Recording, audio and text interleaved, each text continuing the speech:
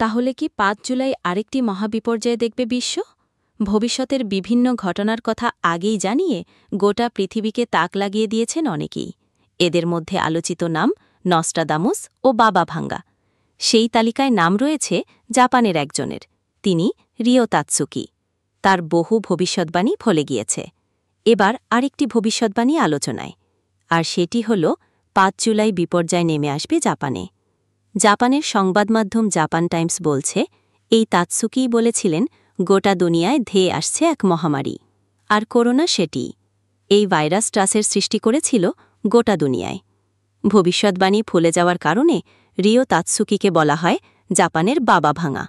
British সংবাদমাধ্যম guardian বলছে, Rio তাতসুকির কাছে ভবিষ্যতের কোনো ঘটনা আসে স্বপ্নের মতো করে। তিনি একজন মাঙ্গা শিল্পী, অর্থাৎ কার্টুন শিল্পী।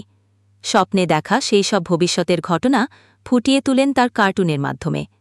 এভাবেই তিনি বলেছিলেন ১৯৯৫ সালে কোবের ভূমিকম্পের কথা, টিহোকু ভূমিকম্পের কথা, ২০১১ সালের সুনামির কথা এবং সর্বোপরি করোনা মহামারীর কথা।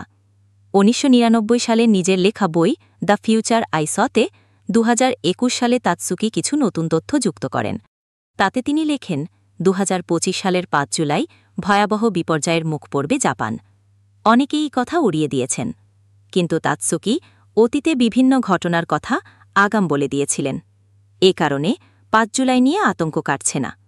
মাঙ্গা আর্টিস্ট হিসেবে জাপানে পরিচিত রিও তাতসুকি। এরকম অনেক কার্টুন আর্টিস্টই রয়েছে জাপানে, কিন্তু তাতসুকি তাদের থেকে অনেকটাই আলাদা।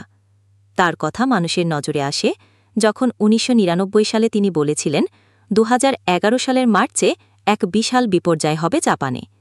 বাস্তবে দেখা গিয়েছিল ২০১১ সালের ১১ মার্চ জাপানের টিহোকু প্রবল ভূমিকম্পে কেঁপে ওঠে।